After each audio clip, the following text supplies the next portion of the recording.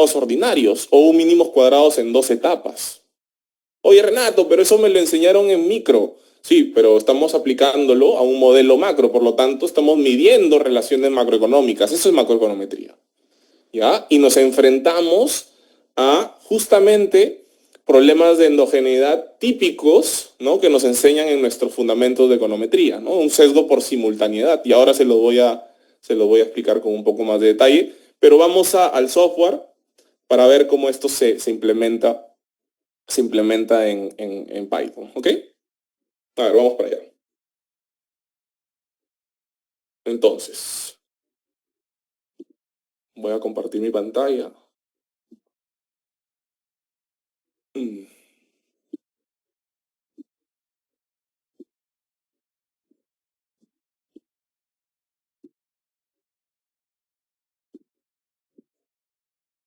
Ya, me confirman porfa si pueden ver la pantalla sin problema. Sí, sí, profesor. Bien, bacán, chévere. Entonces vamos a pasar a lo que está en Iris Py.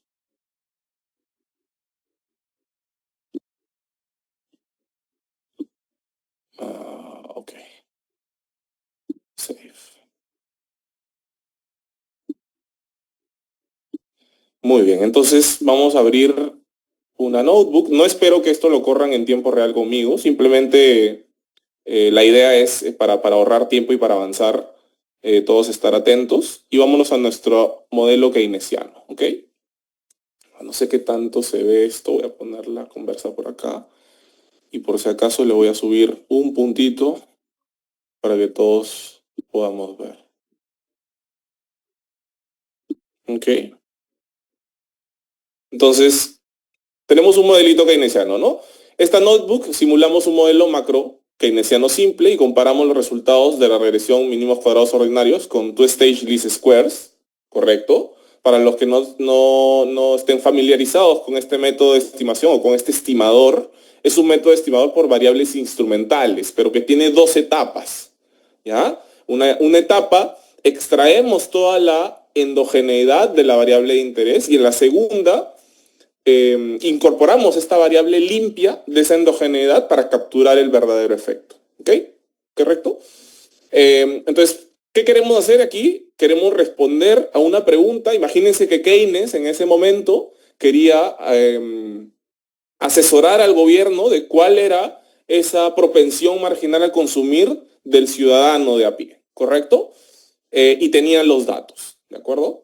Entonces, para estimar la propensión marginal a consumir, pendiente de la función de consumo, entonces consideramos el siguiente modelo básico, ¿no? La función de consumo, como le habíamos dicho, vamos a agregarle aquí un error, por lo tanto, ya se vuelve esto un poquito más estocástico. Consumo es igual al consumo autónomo, la propensión por el ingreso disponible, ¿correcto? Donde el ingreso disponible es el ingreso, ¿no? Total menos los impuestos que se pagan, ¿correcto? Como tu ingreso neto, ¿de acuerdo? Y UCT es un shock de consumo, ¿ya? Y bueno, la identidad nacional del ingreso, ¿no? Es Y igual a C más I más G, macro 1, ¿correcto? O introducción a la macro. En conjunto, no voy a hacer la mate, pero ustedes la pueden hacer sin ningún problema. Si ustedes sustituyen este consumo, esta ecuación del consumo dentro de C, ¿correcto?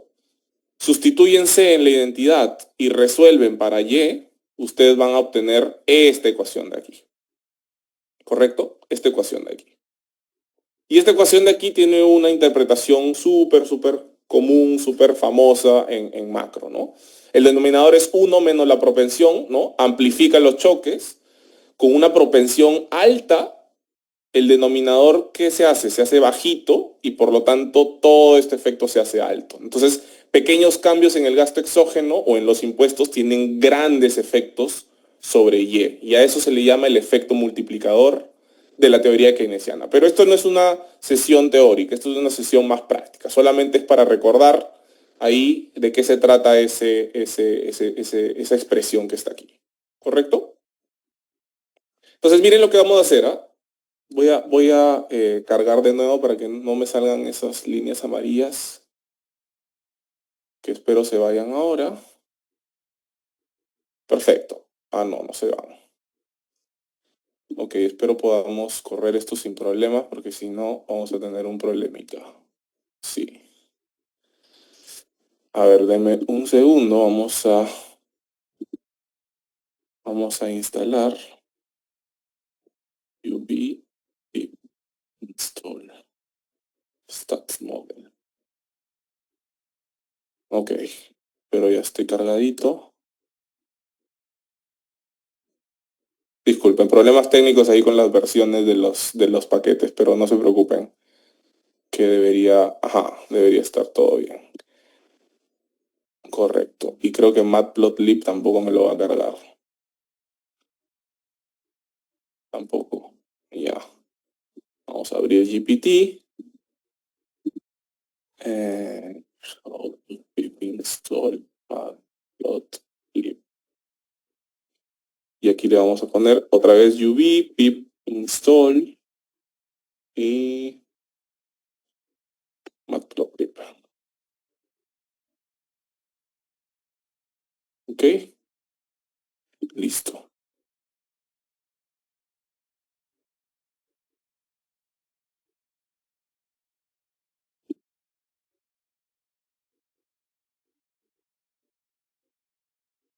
Ok.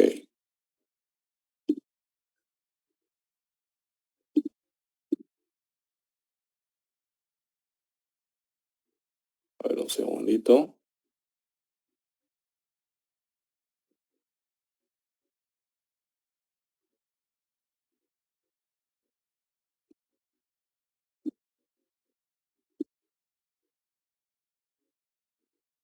Ok, ya está. Muy bien, entonces, a ver, ahí disculpen por los inconvenientes técnicos, pero ya estamos. Hemos cargado algunas librerías, entre ellas Stats Models, que tiene unos paquetes estadísticos importantes para hacer regresiones, ¿correcto? Matplotlib es para hacer gráficos. Pandas es para manejar data frames, como bases de datos en Python, y NumPy para hacer todo lo que es funciones numéricas, ¿correcto? Vamos a primero calcular el modelo verdadero, ¿correcto? El modelo verdadero vamos a generar la data. Nosotros vamos a simular los datos reales. ¿Para qué? Para impuestos, fíjense, impuestos, inversión, gasto de gobierno y este choque, digamos, de consumo. ¿Ya? Todo lo vamos a hacer con variables aleatorias. No vamos digamos, a ser muy exigentes en las variables. Lo único que queremos es tener la idea, el panorama general de cómo implementar mínimos cuadrados nos puede llevar a un error, a un sesgo, a un error por endogeneidad, ¿no? Y cómo stage least squares nos permiten salir un poco de ese problema de simultaneidad, ¿ok? Entonces, miren, aquí Y no es más que es la fórmula que habíamos visto antes, ¿no? La fórmula que habíamos solucionado antes, simplemente la estoy poniendo aquí en Python. 1 menos beta, aquí está abajito. Tenemos el ingreso disponible y el consumo, y entonces ya tengo mis variables todas generadas, ¿no? Las variables que están aquí arriba son variables exógenas. Estoy considerando a impuestos, gasto de gobierno y la inversión como variables totalmente exógenas. Incluso también los choques son exógenos, los puedo determinar. Y las variables endógenas obviamente son el ingreso y el consumo, ¿correcto? Y si el ingreso, claro, es endógeno, el ingreso disponible también lo es, pues, ¿no? ¿Correcto? Entonces aquí ya tengo mi base de datos, mi data frame, con consumo y las otras variables, ¿de acuerdo? Muy bien, ¿cómo se ve más o menos la correlación entre ingreso disponible y el consumo? Se ve más o menos así. Obviamente hay una correlación positiva. Si ustedes lo hacen con datos reales para Perú, tendrían que encontrar una cosa parecida, una cosa similar. ¿De acuerdo? Entonces vamos primero al error, a lo que no estaría bien, hacer un OLS. ¿De acuerdo? Hacer un mínimos cuadrados ordinarios. ¿Ya? ¿Por qué hacer un mínimos cuadrados ordinarios no sería lo correcto? ¿Correcto? Porque aquí estamos haciendo mínimos cuadrados ordinarios entre el ingreso disponible, fíjense, ¿no? Y la variable digamos, dependiente sería consumo y los regresores o el regresor sería el ingreso disponible más una constante, ¿correcto?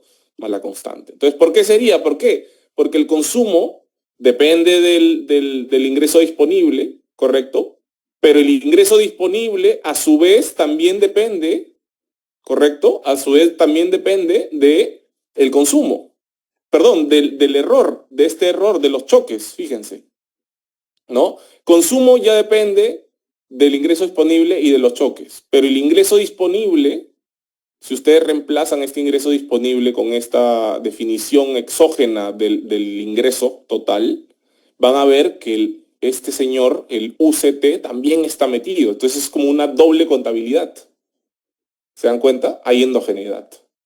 Tenemos que limpiar ese efecto. Entonces estaría equivocado simplemente corriendo esta regresión y capturando este beta de aquí. Estarías totalmente sesgado, ¿no? Entonces, si nosotros lo hacemos, aplicamos de stats models sm.ols, que es el algoritmo, hacemos el fit y nos quedamos con el parámetro que acompaña al ingreso disponible. Y esto es, voy a borrar todos los outputs para que ustedes vean que lo estoy corriendo en tiempo real. Ok, este es el gráfico.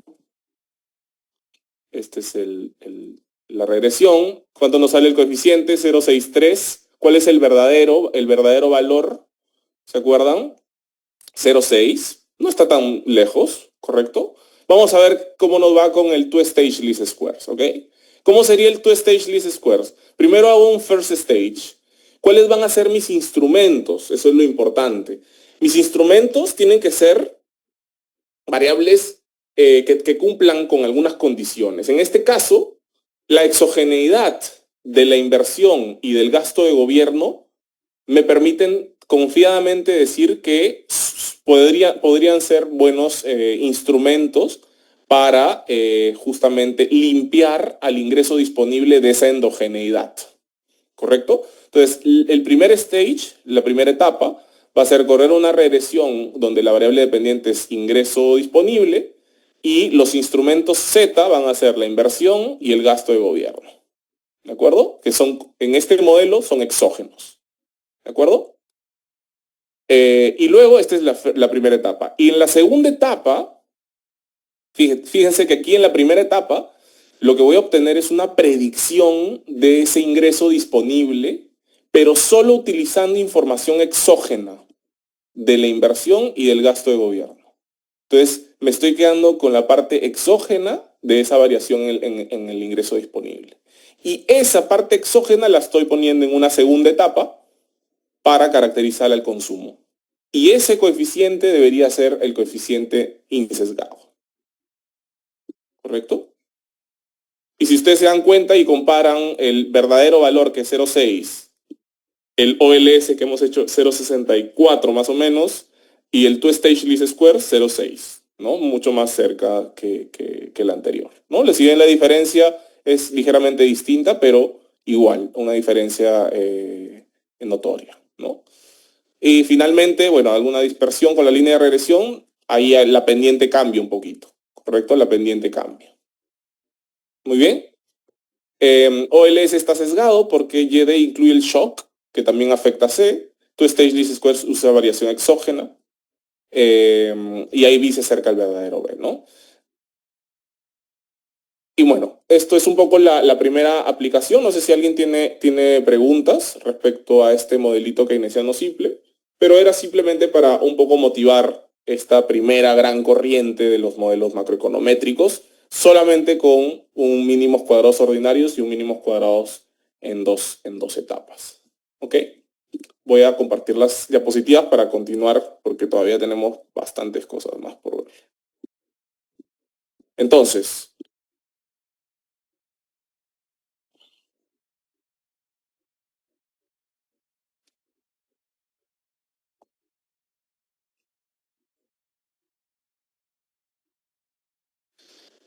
pasamos al siguiente, a la siguiente parada, digamos, ¿no? Entonces, ¿qué pasa con los keynesianos, no? Hasta antes de los 70s, hasta el periodo antes de los 70s, el periodo, digamos, el modelo macro funcionaba, ¿no? El ambiente era percibido como un escenario macro de crecimiento estable y hasta cierto punto de prosperidad, ¿ya? Con respecto a la política económica, la política macro, la doctrina keynesiana había sido adoptada por la mayoría de países, ¿ya? ¿En qué forma? En forma, por ejemplo, de intervenciones gubernamentales, intervenciones bastante regulares para estabilizar justamente la economía, ¿ya? Hasta que vino la fuerte recesión de 1973, ¿ya? Entonces, en el 73, en octubre, viene una fuerte recesión, pero no solamente fue esa recesión, sino que también entró en conjunto con una serie de debilidades macroeconómicas, desequilibrios macroeconómicos, que pues ahondó en esa persistencia del shock negativo. ¿Ya? Si a ti te afecta un shock negativo, pero estás en un contexto deteriorado, pues la probabilidad es de que la persistencia sea mayor, ese shock negativo es alta. ¿Correcto? Entonces, muchos coinciden en que estos eventos pues fueron resultado del incremento abrupto, deliberado en los precios de los combustibles, del petróleo, orquestado por la OPEC, ¿no? En octubre de 1973. No es algo ya aceptado por lo general, pero es un consenso mayoritario, ¿correcto? Entonces, ¿qué hubo? Hubo mucha caída, hubo una caída fuerte en la productividad, que hasta ese momento solo venía en creciendo, digamos. La productividad comenzó a caer. Hubo aumento de desigualdad, hubo mayores brechas, sobre todo una desigualdad en los salarios, ¿correcto? Y de hecho, por estos años, por los 70, más o menos, 70 y algo, 70 y picos, economistas como McCall y Mortensen comenzaban el desarrollo de las teorías de búsqueda y emparejamiento, ¿correcto? Lo que a la postre va a ser fundamental, digamos, para consolidar, institucionalizar la teoría del desempleo. Una gran corriente que es Otto Branch, muy interesante en la macroeconomía, ¿correcto? Entonces, fíjense este gráfico, a mí me parece bien interesante. Este es Estados Unidos entre 1970 y 1986, ¿ya? Es solamente una toma, un screenshot de lo que pasó en esos 15, 16 años. Y podemos ver en azul la inflación, ¿no? La inflación anual, ¿no? La variación year over year del Consumer Price Index. Y en celeste vemos la tasa de desempleo. Entonces miren lo que pasó más o menos al 73, que empezó en el 73, ¿no?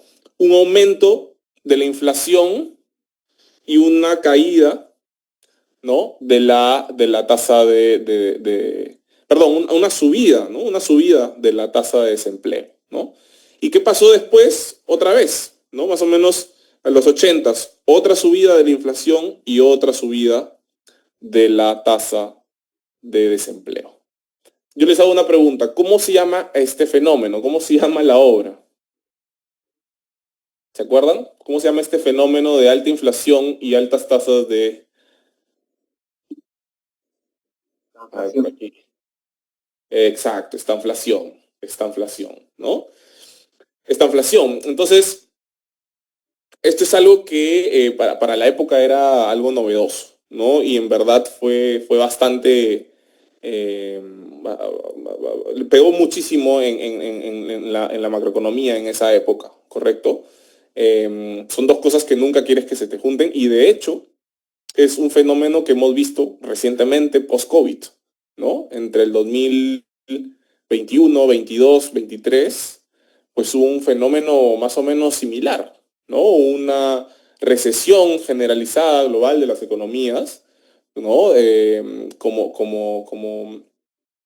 Digamos, como producto del post-COVID, ¿no? Está bien, se abrieron las barreras, se quitaron las medidas, ¿no? Terminaron los lockdowns, pero muchas firmas quebraron, ¿correcto? La gente no encontró empleo tan fácil, ¿no? La probabilidad de encontrar empleo se vio afectada, ¿no? El choque de oferta, que empezó como de oferta, se volvió de demanda. Y a partir de eso también se genera una ola importante de inflación global, ¿no? Presiones inflacionarias a nivel global por cuellos de botella en los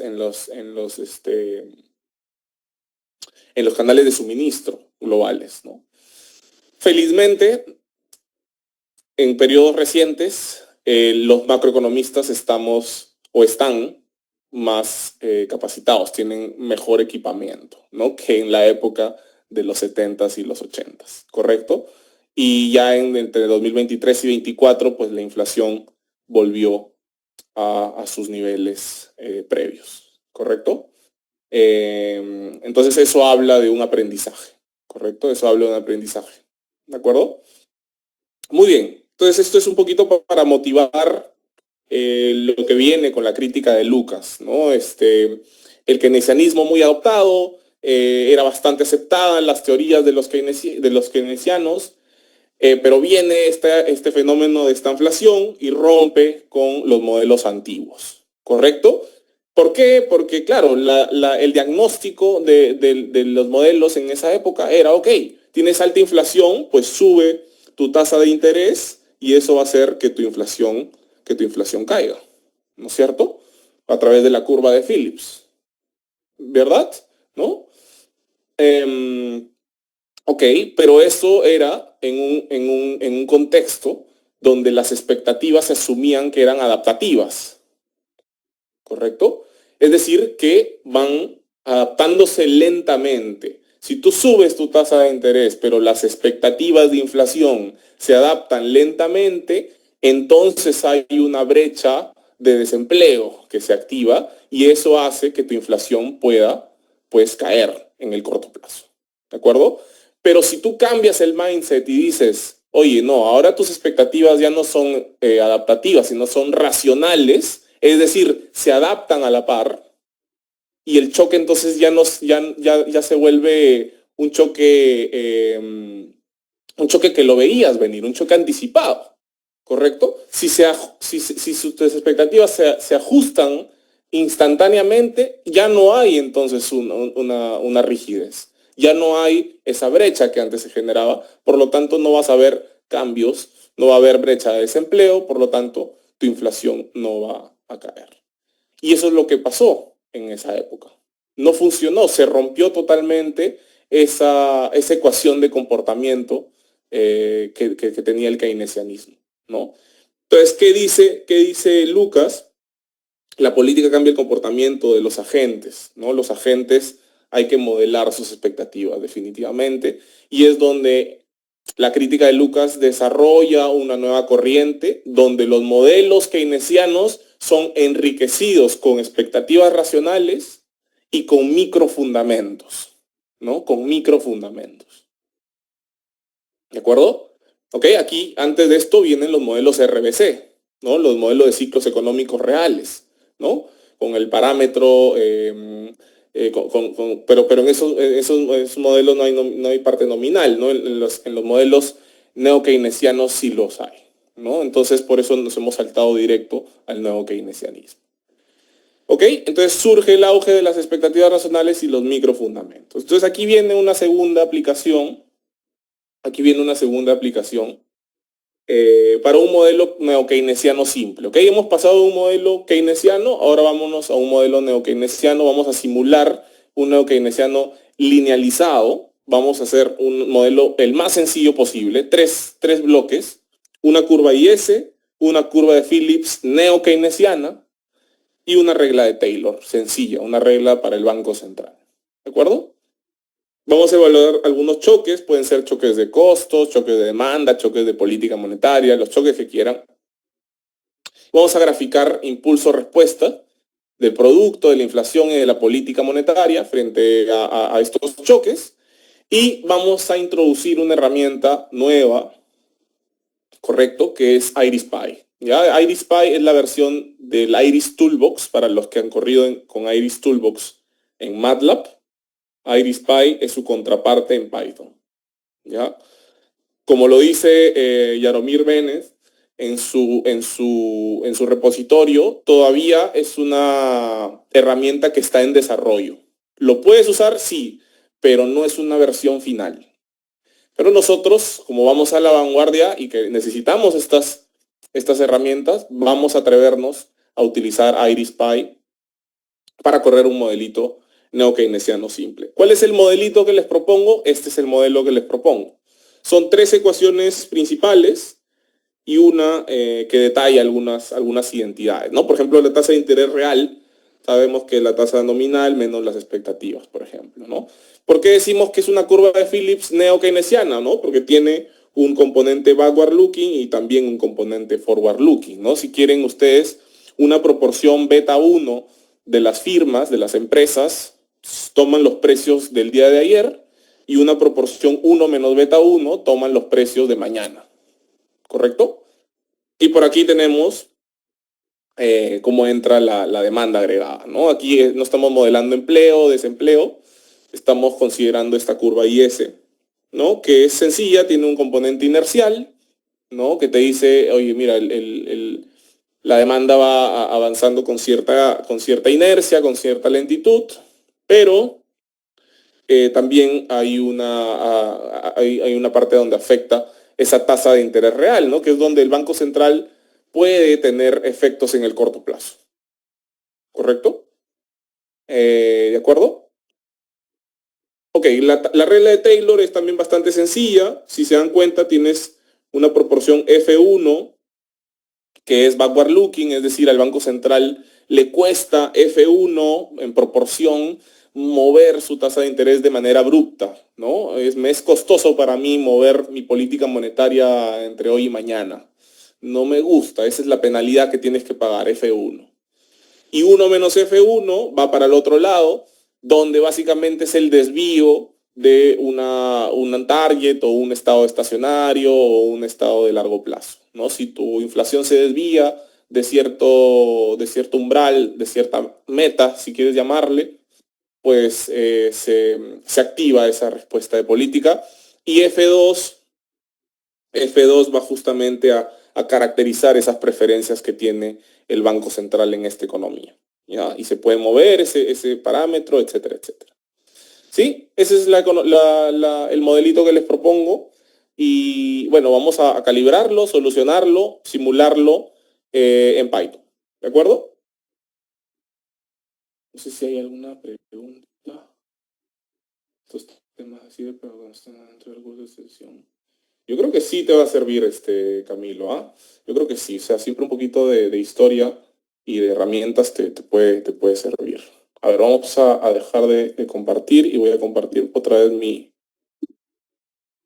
pantalla. Muy bien. Y vamos a irnos a la parte de Neo-Keynesian. Entonces, miren, ¿ya? Este es el modelo que les he propuesto en el papel, ahora está puesto en código, ¿ya? Tenemos la brecha del producto, el GDP gap, tenemos la inflación quarter on quarter anualizada, DLA CPI, tenemos D4L CPI, que es la inflación year over year, la anualizada. Tenemos la tasa de interés nominal, tenemos la brecha de la tasa de interés real, tenemos la tasa de interés real y la inflación, el índice de precios al consumidor. Los choques de las 3 ecuaciones que hemos compartido, los parámetros del modelo y todo lo que les he dicho en papel, aquí está traducido en un archivo de texto, simplemente. Variables de medida, ¿cuáles son mis variables observables? Pues la brecha del producto voy a asumir que es observable, la voy a calcular con un Fodoric y Prescott, no me voy a hacer mucho problema, después relajaremos este supuesto. Asumo que observo inflación, por supuesto, tengo datos de inflación, y asumo que observo la tasa de interés del banco también. Y listo, ya está. ¿De acuerdo? Este es un modelito sencillo, es un modelito neo-keynesiano simple. ¿Vale? Entonces, vamos a Run Model. Y miren lo que vamos a hacer. Obviamente tenemos que irnos a la página de IRIS-Py. Les voy a compartir solamente para los que tengan curiosidad y los que quieran. Van a IRIS-Py, ¿no? En internet. Y lo primero que te sale, IRIS-Py. Yo me iría directo al GitHub. Este es el GitHub. Lo que pueden hacer ustedes es hacer aquí code y se descargan el zip. Y listo, ya pueden comenzar a utilizar IRIS-Py. De hecho, acá hay algunos ejemplos, etcétera, etcétera, etcétera. ¿Ya? Les recomiendo revisen esto. Y ya está. Muy bien. Entonces, miren, vamos a leer nuestro modelo. Simple Model lo vamos a leer con digamos, estos comandos. Primero hemos importado IRIS-Py y le hemos llamado o la hemos renombrado IR. Entonces, cuando llamemos aquí IR, estamos haciendo énfasis a una función dentro del paquete de IRIS-Py, en este caso Simultaneous, que es un modelo simultáneo de un archivo que se llama Simple Model, es un modelo lineal y ya está. ¿Correcto? Y miren, vamos a calibrar este modelo con ciertos parámetros. A1, ¿qué era? ¿Se acuerdan A1? Vamos a ver. A1 es la inercia de la brecha del producto. A2 es el efecto de la brecha de tasa de interés real sobre la brecha del producto, ¿no? Entonces, por eso A2 es negativo, ¿no? Un aumento en la tasa de interés real significa una contracción de la demanda, ¿no? Eso lo ponemos aquí con el signo negativo. Y de la misma manera para los otros parámetros. ¿De acuerdo? Estos son los estados estacionarios. Miren, los estados estacionarios también los estamos calibrando. Estado estacionario de la tasa de interés real, estado estacionario de la tasa de inflación. Y ustedes pueden poner aquí, pues, por ejemplo, si fuera Perú, podrían poner el valor en el medio del rango meta, por ejemplo, del Banco Central. ¿No es cierto? Entonces esto ustedes lo deben calibrar de acuerdo al país donde estén trabajando, ¿no? Leemos esto, se cargó el modelo y lo hemos resuelto, ¿correcto? Esto es muy rapidito, sencillo. Obviamente el modelo tiene que estar bien escrito. Si ustedes se olvidan de un punto y coma o de un comentario aquí, pues le va a salir error. Así que hay que tener mucho cuidado y hay que ser muy ordenados, ¿no? Ahora vamos a simular, fíjense, vamos a simular un choque de demanda, ¿sí? Un choque a la ecuación de la brecha del producto, ¿no? Un choque a la brecha del producto por 20 periodos, ¿no? ¿Se dan cuenta? 20 periodos. Esto va a estar dentro de DM0 y vamos a simular ese impulso respuesta y le vamos a llamar S de Simulate M0. Simulate the Model 0. ¿Correcto? Ok, vamos a correr esto de aquí. Ya lo hemos simulado y ahora vamos a... voy a correr todo de nuevo para que vean que esto corre en vivo sin problemas. Vamos ahora a graficar el efecto de este choque de demanda sobre la brecha, sobre la inflación, sobre la tasa de interés del Banco Central y el mismo choque vamos a ver cómo se define, ¿sí? Lo graficamos utilizando aquí una clase que se llama ChartPack, que está bastante interesante. Y miren, aquí tenemos... Lo malo que aquí se sobrepone el eje X con el título, pero bueno, la idea es esa, ¿no? Tienen un choque de demanda que se activa en el periodo obviamente 1. En el periodo 1 la demanda sube, luego va bajando lentamente y regresa a su estado estacionario. Al haber un mayor dinamismo de la demanda agregada, se activa la inflación, ¿correcto? Y el Banco Central pues tiene que reaccionar. ¿De acuerdo? Eso es lo que estamos simulando con el modelo estructural. Ojo que aquí no hay datos, chicos. ¿Ya? Aquí no estamos estimando un bar. Aquí estamos todo haciéndolo en un laboratorio. Estos gráficos hacen lo que nosotros le hemos pedido y lo que nosotros hemos calibrado en eso. Así que hay que tener mucho cuidado porque esto es un modelo teórico 100%. Que después lo podamos combinar con datos en un modelo, pues ya ese modelo se convierte en un modelo semiestructural, ya no un modelo estructural. Hasta ahorita esto es un DSG, ¿correcto? Se podría decir que es un mini DSGE. No sé si tan de equilibrio general, pero Dynamic y Stochastic lo es, ¿correcto? Ok. Entonces, vamos ahora sí a cargar datos, ¿de acuerdo? Hola Renato, si no hay datos, ¿se considera macroeconometría? Es una excelente pregunta.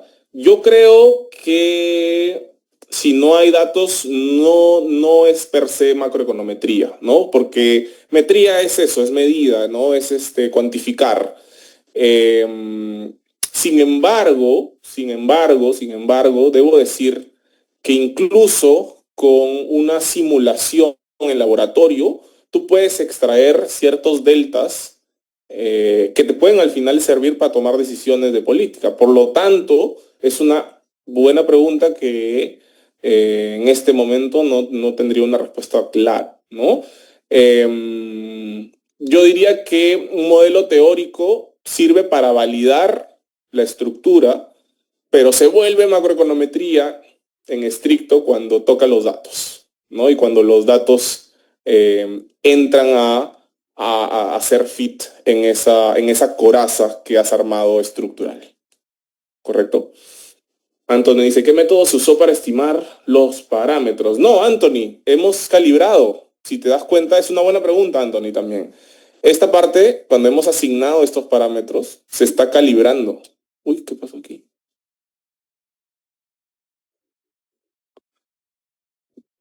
Bueno, bueno, sí, es una calibración, no es una estimación. Ahora vamos a ir a ese detalle, Anthony, porque es interesante, ¿no? Calibración versus estimación. Por ahora hemos calibrado un modelo estructural y hasta aquí solamente estamos en un laboratorio. Vamos a cargar datos, que son datos de la FRED. Fíjense, tenemos GDP, tenemos el Treasury Bill a 3 meses. Ok, tenemos el Consumer Price Index y las transformaciones que hemos hecho aquí, ¿no? Hemos tomado logaritmos, multiplicado por 100, hemos sacado diferencias. Diferencias con el periodo anterior por 4 es una diferencia en logaritmos anualizada, ¿correcto? Por eso DLA. Y D4L es una diferencia year over year, porque es trimestre de hoy versus trimestre de 4 periodos atrás, o sea, el mismo trimestre del año anterior, y nada más. Y como está ya por 100 logaritmos, ya es una tasa de crecimiento anual. ¿Ya? Entonces tenemos esto aquí, y fíjense aquí, fíjense qué rápido es calcular un Hodrick y Prescott dentro de IRIS-Py. Simplemente llamamos IRIS-Py punto Hodrick y Prescott filter, igual que en el MATLAB, y le damos el input, que es el logaritmo del PBI. Y automáticamente te da como output una tendencia y una brecha. ¿De acuerdo? Y luego tenemos el Treasury Bill a 3 meses, le vamos a llamar la tasa de política monetaria, o la tasa de corto plazo, si quieren. ¿De acuerdo? Vamos a graficar solamente para fines prácticos. Ahí tenemos, esta es la tendencia, lo naranjita es la tendencia calculada con el Hodrick y Prescott, el output gap con el Hodrick y Prescott, tenemos la inflación y la policy rate. ¿De acuerdo?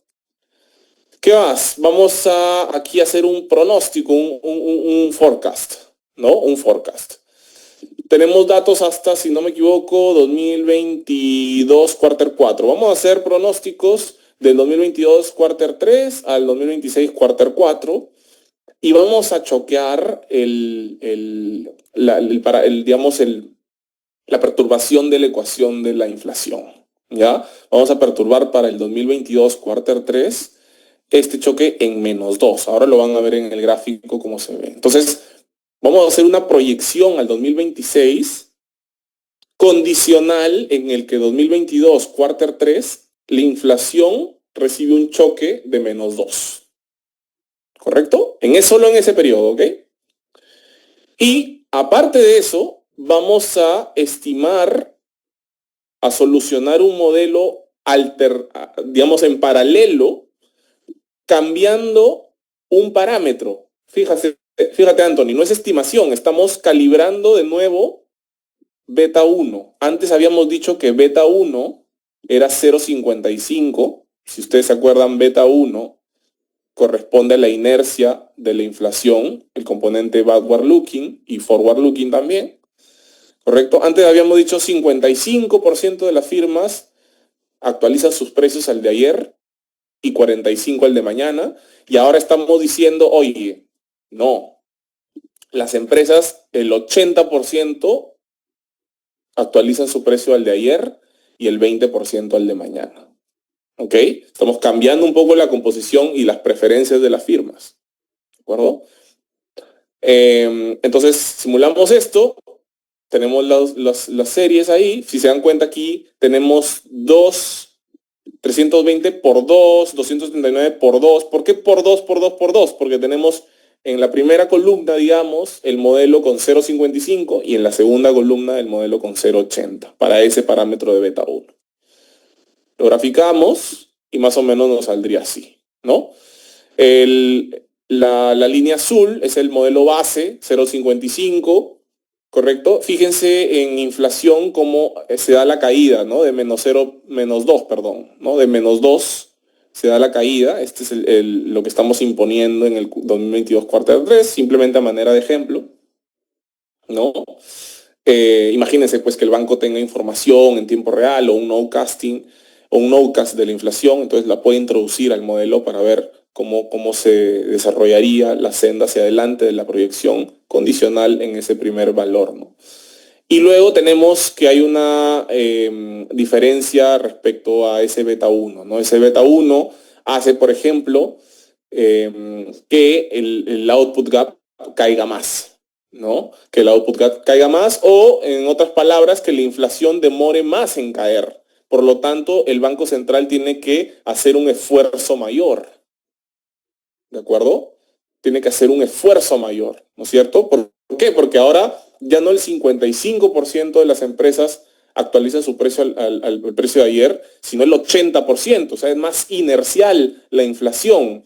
La inflación es más inercial ahora, por eso cae más lento.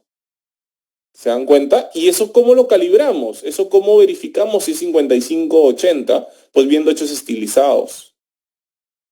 Definitivamente. Por ejemplo, corriendo un modelo bar y viendo cómo es esto en el modelo bar.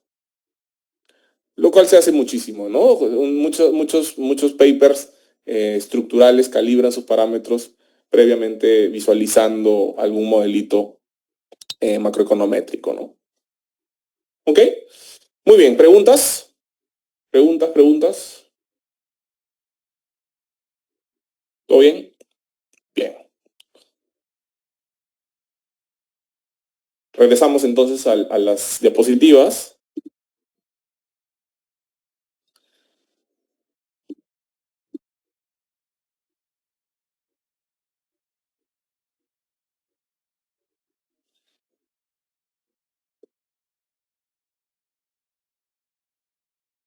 Ok.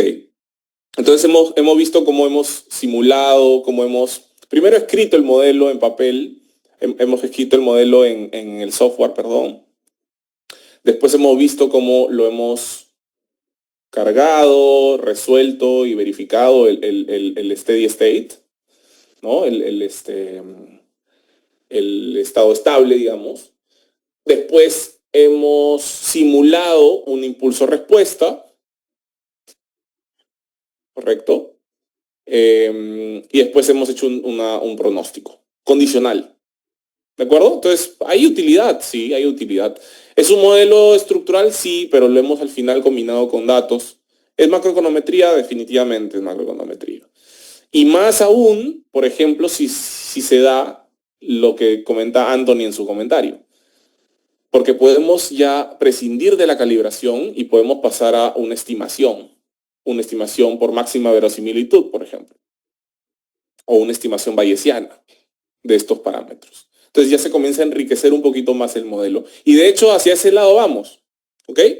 Vamos a dar un pasito más y vamos a hablar de los modelos estado-espacio que les decía que en paralelo se iban gestando en los 60s, en los 70s y que se institucionalizan ya en los 80s. Fíjense, en el ejemplo anterior hemos asumido una brecha de producto observada.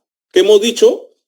Que esta llega aquí, esta es la brecha de producto, es observada. ¿no? La hemos declarado como una variable observada. Pero Renato, si eso ningún banco central lo publica.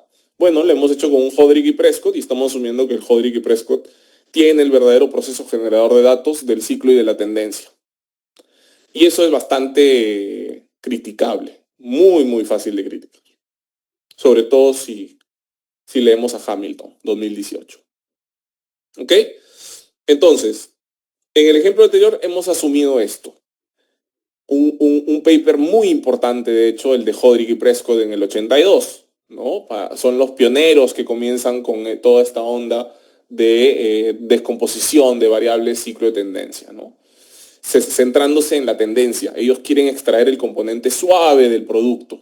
Esa es su preocupación, ¿no? Porque luego están los bandpass filter, ¿no?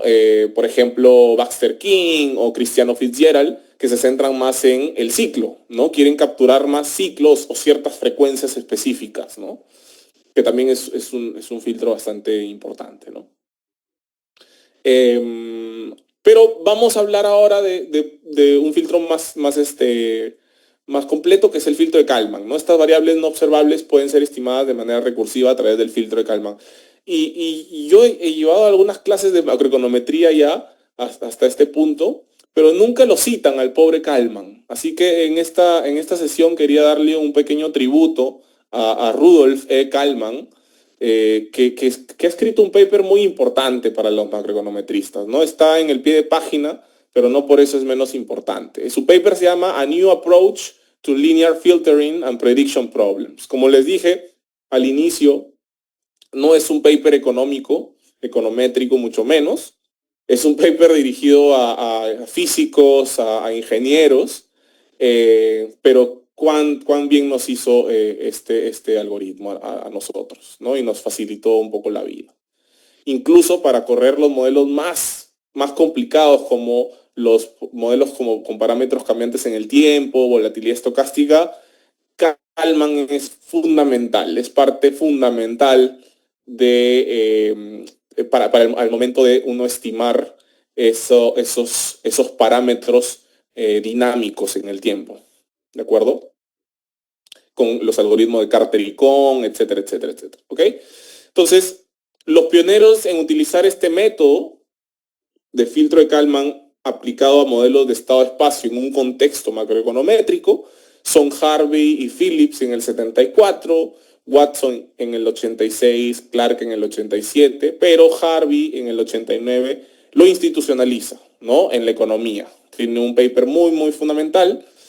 Y, por ejemplo, Hamilton en ese mismo año lo extiende para modelos Markov Switching, por ejemplo, ¿no? Y uno cuando quiere notas de clase o normalmente los másters o doctorados, cuando se ve el filtro de Kalman, pues la referencia principal es Hamilton, ¿no? Es el Hamilton. ¿De acuerdo? Muy bien. ¿Qué vamos a hacer ahora entonces? Vamos a simular un modelo estado-espacio, ¿correcto? Vamos a darle tributo a nuestro gran amigo Kalman. Vamos a hacerlo para un sistema univariado sencillísimo para descomponer PBI en componentes de corto y largo plazo. Vamos a calibrarlo, no vamos a estimar por bayesiano. Eso lo vamos a hacer en un ratito con los Bayesian bar para darle gusto a mi amigo Sims. Vamos a seguir calibrando por ahora. Vamos a filtrar las series y vamos a después proponer una corrección para observaciones extremas asociadas al COVID-19, implementando una desviación estándar variante en el tiempo. ¿Ya? Vamos a permitir que el choque, ¿correcto? El choque a la ecuación del crecimiento potencial, ojo con esto, el choque a la ecuación del crecimiento potencial va a ser cambiante en el tiempo. Va a ser una para los periodos normales y va a tener otra distribución para los periodos del COVID. Y esta corrección estocástica, nos va a permitir identificar mejor los componentes no observables, el ciclo y la tendencia. ¿Ya? Esto ya lo hemos hecho un intento hace un par de años, ya con William Sánchez, publicamos un working paper para el Consejo Fiscal proponiendo una estimación, pero determinística, una corrección determinística para controlar por estas observaciones extremas del COVID. Lo que estoy haciendo aquí es dar un pasito más allá y en un sistema súper sencillo proponer una corrección estocástica del mismo problema, ¿de acuerdo? Y lo vamos a hacer con IRIS-Py, ¿de acuerdo? Ok. Si hay alguna pregunta, consulta, feliz de responder aquí, ¿ah?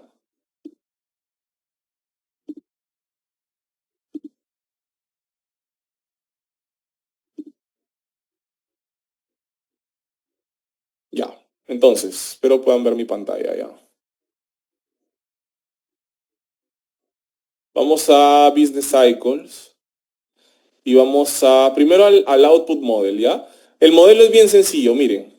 Miren el modelito, ¿ah? El modelo es ahora sí vamos a decir, oye, lo que observo es el PBI. Aquí lo voy a poner. Lo único que observo es el PBI. Antes decíamos que observábamos la brecha, ¿se acuerdan? Ahora decimos que observamos el PBI. Y que el PBI ya en las ecuaciones de transición, que en verdad esa es una más ecuación de medida, no de transición, pero para hacer un truquito y engañar al Iris, lo ponemos como ecuación de transición. Bueno, el PBI se descompone en el GDP bar, que es la tendencia, y el GDP gap, que es la brecha del producto. La brecha sigue un proceso autorregresivo, le pueden poner autorregresivo de orden 1, de orden 2, no nos importa mucho porque lo que sí me importa modelar es el otro componente, ojo, es el PBI potencial. Pero no voy a modelar el PBI potencial, voy a modelar su tasa de crecimiento. ¿Qué es lo que hace Hodrick y Prescott? Hodrick y Prescott lo que hacen es modelar, es minimizar la distancia, ¿no?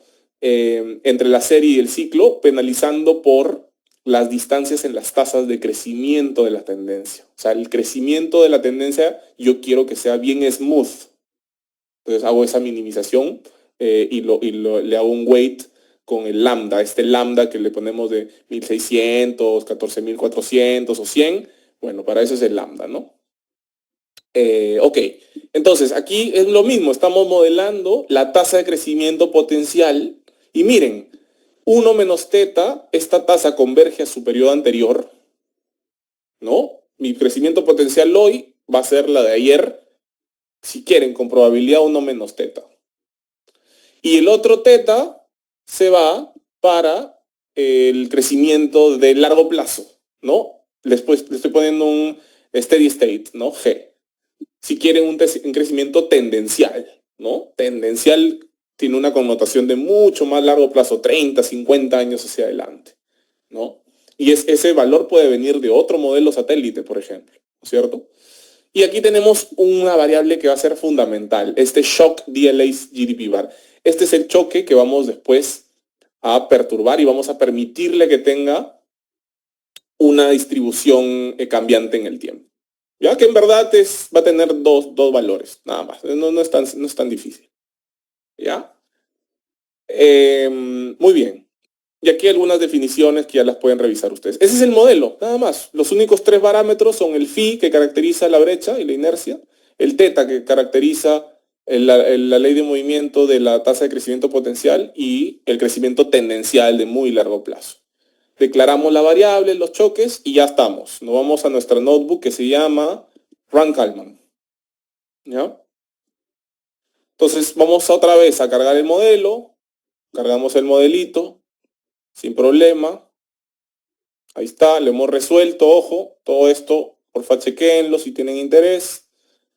Vamos a cargar los datos, este sí es un modelito semiestructural, es un modelito que incorpora laboratorio, pero también incorpora datos, ambos mundos. ¿No? Tenemos aquí GDP-U. Ojo que no está ajustado por estacionalidad, pero IRIS-Py nos permite deshacernos de la estacionalidad con el Census X13, fíjense. Aquí estoy aplicando directamente un Census X13 y desestacionalizando al PBI, ¿no?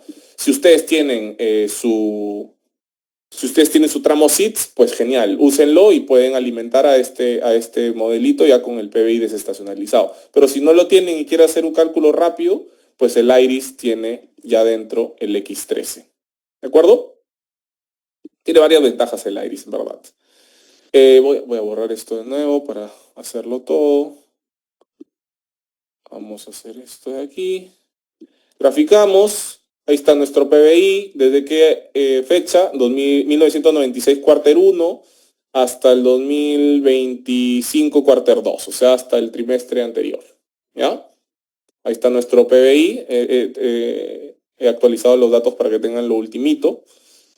No sé si ya salió el tercer trimestre. No creo. No creo. Pero pueden hacer una estimación sencilla también si quieren completarlo. Vamos ahora hacia el Kalman Filtering, ¿ya? Esto es lo nuevo, ¿ya? Lo de Kalman. Entonces vamos a usar una función nueva que se llama Kalman Filter. ¿Qué vamos a alimentar esta Kalman Filter? Vamos a alimentarlas con las variables observables. La única variable observable es el GDP, ¿ya? ¿Qué más? Esto lo vamos obviamente aquí tiene el modelo, la estructura que ya hemos resuelto antes, está ahí, en M, ¿no? M ya está listo, la estructura, la coraza. Ahora le vamos a alimentar con esta serie. Ahí viene la parte semiestructural. Vamos a filtrar para el rango del 96 al 2025, cuarter 2, o sea, todo el periodo. Y vamos a decir que active el Balance Growth Path, es decir, que capture si hay un choque, que lo haga sobre la senda de balance growth, del crecimiento balanceado, ¿no? Para que regrese a su estado estacionario. Hay una pregunta, creo, por ahí. No. Ok. Ok. Entonces, tenemos esto de aquí y vamos a quedarnos con del filtro de Kalman, ¿no? El filtro de Kalman tiene 3 pasos principales. Predicción, actualización y predicción, observación, actualización, perdón, son 4 pasos. Predicción, observación, actualización y suavizamiento. ¿De acuerdo? Nos vamos a quedar con la data suavizada. Para mayor detalle de filtro de Kalman, los espero en las clases de macroeconometría aplicada. Pero por ahora, créanme. Nos quedamos con la parte del smooth, ¿sí? Y ahora graficamos, ¿no? Vamos a graficar. Y tenemos ahí, se parece mucho al output que te puede dar un Fodoric y Prescott, ¿no? Y es que sí, en verdad un Fodoric y Prescott puedes representarlo en su manera estado-espacio, sin ningún problema. ¿Ya? Pero ¿cuál es la ventaja de estimar con filtro de Kalman? Que puedes introducir muchos más elementos de modelamiento. Puedes introducir tus priors, puedes introducir más variables, puedes identificar mejor los componentes, puedes calibrar de distintas maneras y obtener distintas medidas de robustez. ¿De acuerdo? Esa es la ventaja del filtro de Kalman, que hay mucho más modeling y expertise del que lo utiliza. ¿Ya? Entonces miren lo que vamos a hacer. Bueno, estos son otros grafiquitos. Aquí les presentaba el PBI en niveles, ¿no? Tanto el observado como la tendencia. Esto es filtrado con Kalman, ojo. Y aquí les presento la tasa de crecimiento observada y potencial, fíjense. Potencial, ¿cuánto estaría si les piden un número rapidito? Mira, estamos en 1,92. ¿No? Alrededor de 2%, jefe, está mi potencial, ¿no? Les pueden responder esa pregunta rapidito, ¿no?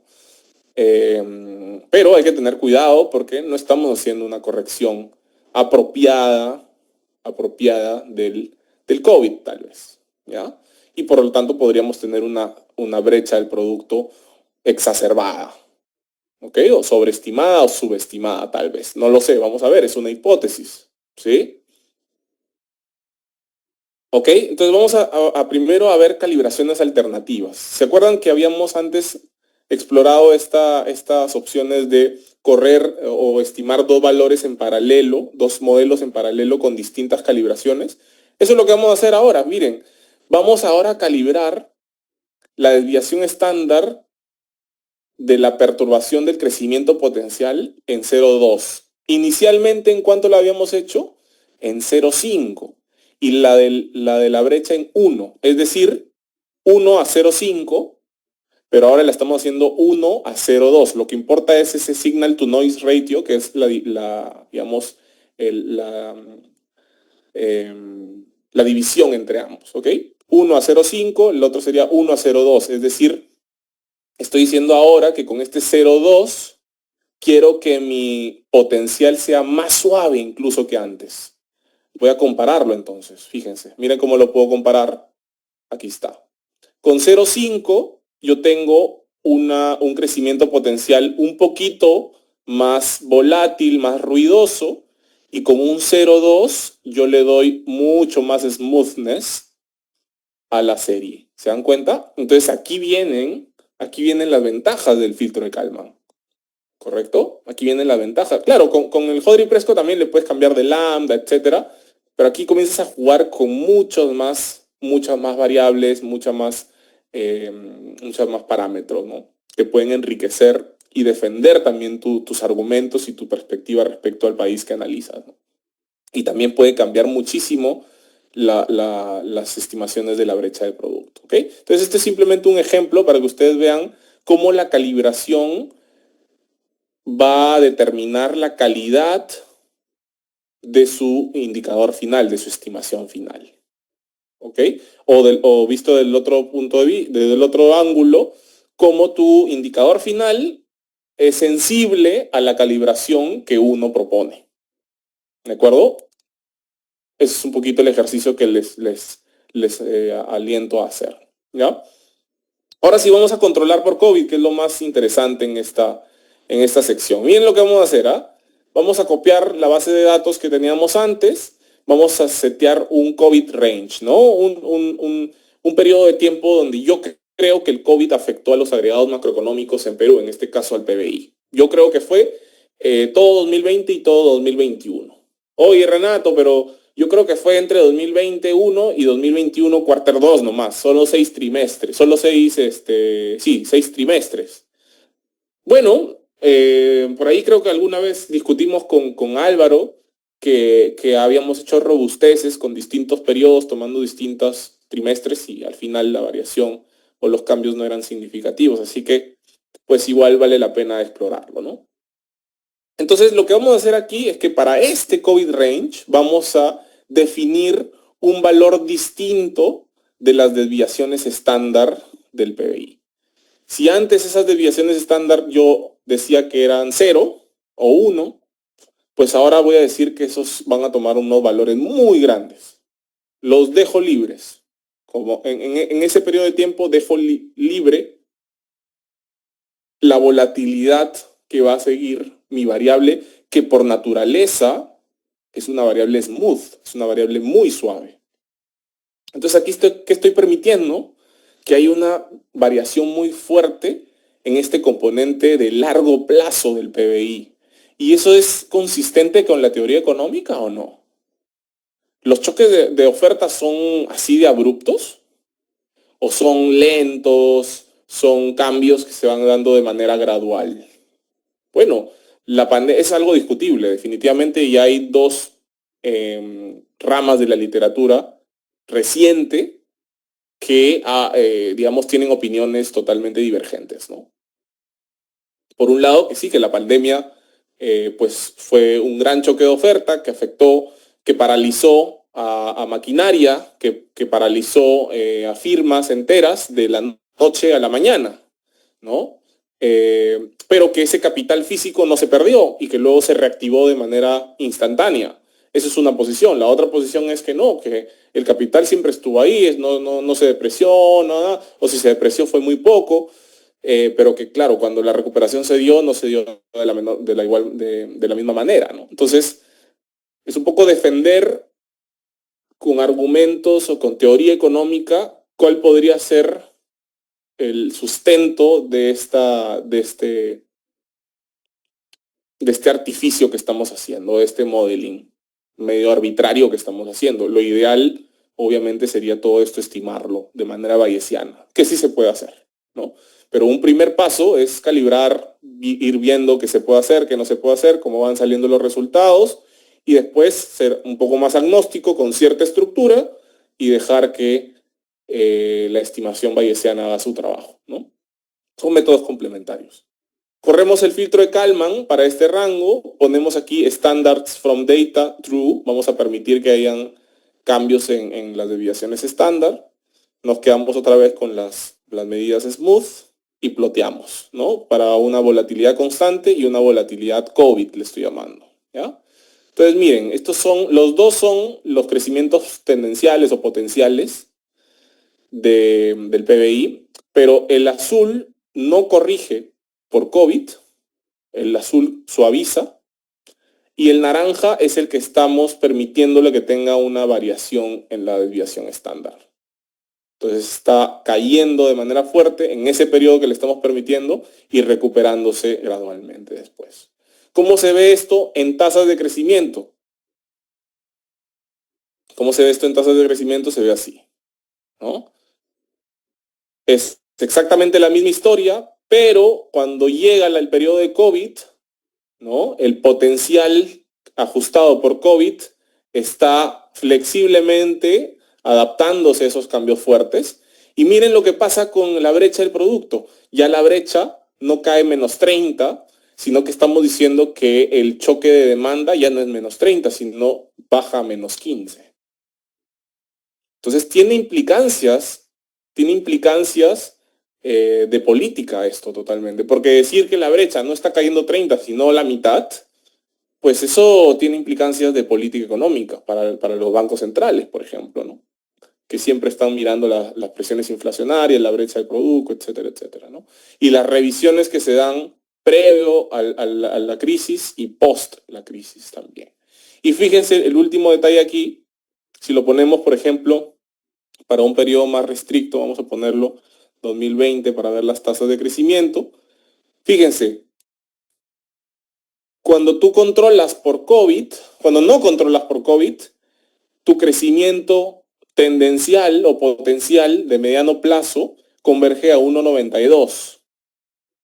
Mientras que si tú corriges por COVID, pueden haber revisiones importantes, 1,6, ¿no? 0,3 puntos porcentuales de potencial es un montón, créanme, es un montón, ¿no? Y para mensajes de política esto importa muchísimo. ¿Ya, chicos? Y bueno, ni hablar con respecto al output gap. ¿Ok? Extensiones que por naturaleza se pueden desencadenar de este ejercicio, incorporar bloque de inflación, política monetaria, sector externo. Por ejemplo, sería interesante añadir China o los precios de exportación. Siguiente, lo que decía su compañero, ¿no? Estimación bayesiana de parámetros. Y lo último, incorporar incertidumbre, fan charts, ¿no? Que es tan importante para ver un poco esa dispersión hacia el futuro, ¿no? ¿De acuerdo? ¿Preguntas, dudas, comentarios?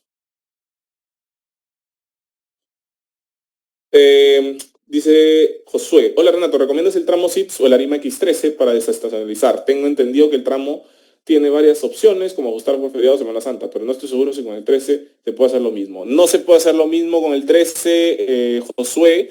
El 13 es un algoritmo súper estadístico, lleno de promedios móviles y de modelos ARMA. El tramo SITS es mucho más customizable, es mucho más potente. Si es que tú quieres hacer seguimiento, si es que tú quieres hacer monitoreo de la actividad económica, te recomiendo utilizar el tramo SITS, ¿no?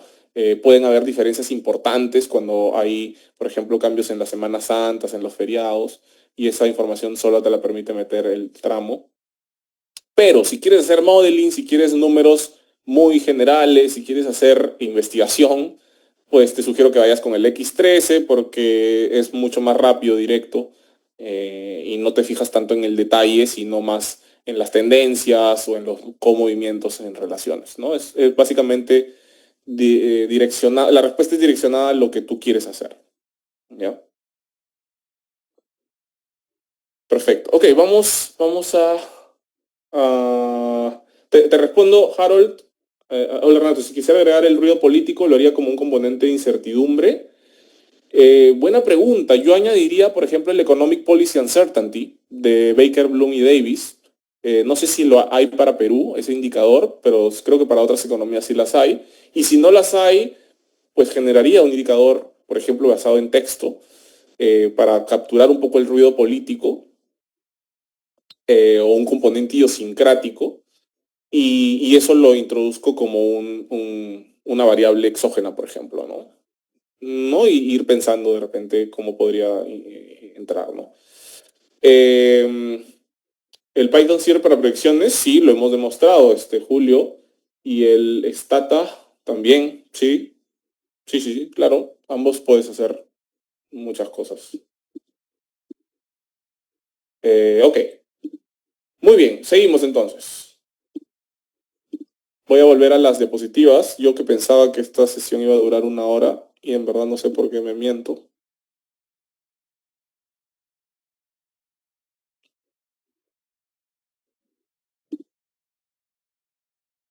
Muy bien. Eh, Seguimos entonces. Aquí, porfa, algunas referencias que les pueden ser útiles, ¿no? Componentes no observables, Beveridge Nelson, Clark, Morley, Harvey, como les digo, son seminales, ¿no? Para modelos semiestructurales, Lauschbach y William toda su vida se han dedicado a hacer tasa natural de interés, que también es otra variable componente no observable, latente. Orfanides y Van Norden, incertidumbre en brechas de producto, Plana, Roger y Rossi, estimación del output gap en la Unión Europea. Pero aquí tienen algunas otras referencias de modelo estado-espacio, filtro de Kalman y, por ejemplo, aplicaciones macro recientes, interesantes lo de Smets y Wouters, porque hacen un DSG combinado con un Bayesian bar. Entonces, utiliza filtro de Kalman también para eso, ¿no? Bien, bien, bien interesante ese paper. Y finalmente, pues Hamilton con su gran crítica al filtro HP y con su propuesta, ¿no? Son algunas referencias que les pueden ser útiles. Vamos a los bar de Sims. ¿Cuál es la historia de los bar de Sims? Bueno, Sims tiene una gran crítica a los modelos estructurales, ¿no? Dice, oye, mucha restricción, mucha coraza, tienes que dejar que los datos hablen, tienes que analizar interacciones dinámicas sin imponer demasiada coraza, demasiada teoría, ¿no? Y lo chévere, lo bueno y lo interesante es que en el bar tienes una herramienta muy flexible para hacer análisis de forma reducida, es decir, predicciones, escenarios condicionales o incondicionales, y también causal inference. También puedes hacer con el formato estructural del bar, al momento de identificarlo, puedes capturar impactos, puedes estimar impulsos, respuestas, descomposiciones de varianza, descomposiciones históricas, que te permiten responder preguntas del tipo ¿qué pasaría si o qué hubiera pasado si? ¿No? Eh, Son preguntas más interesantes y de fondo, ¿no? Entonces es un caballito de batalla que hasta el día de hoy pues sigue desarrollándose en distintas ramas, pero gracias a Sims es que lo tenemos, ¿no? Ya para ir cerrando esta charla, vamos a hacer un Bayesian bar macrofiscal para Perú. Esto lo tengo en mi repositorio personal en Python. Ustedes le pueden dar aquí clic. Todos estos iconos que salen así de este color azulito, celeste, son para que ustedes le den clic y puedan ir directo a la fuente. Y también acá hay un tutorial para ir el paso a paso de los Bayesian bar para los que estén interesados. ¿Ya? Ok, vamos entonces a ver MacroPy y un modelito Bayesian bar para Perú.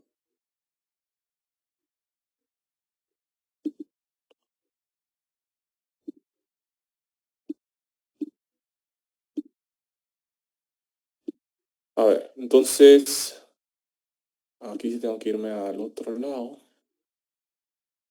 MacroPy.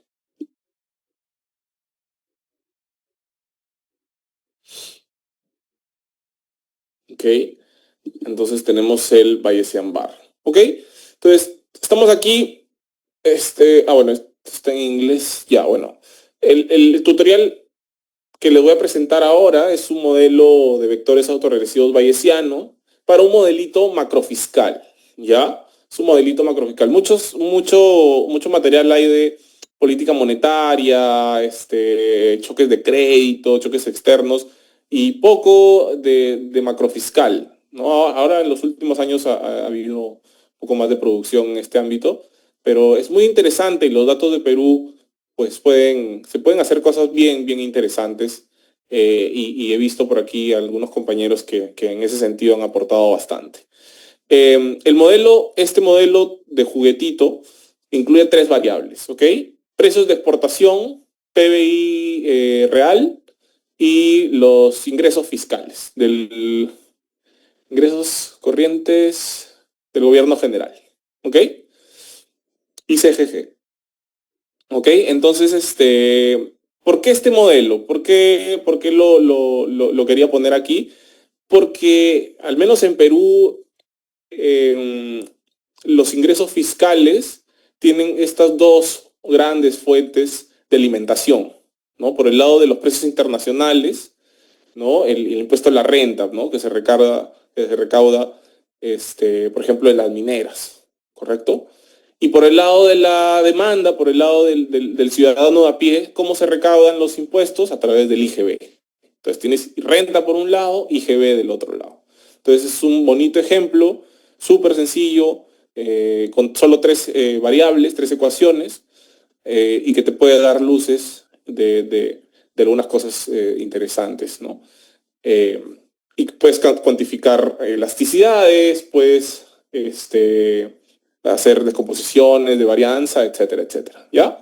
Entonces, la idea es, vamos a cargar nuestros datitos. Esto está libre, como ustedes lo pueden ver, esto lo pueden encontrar en mi GitHub sin ningún problema, así que lo pueden replicar.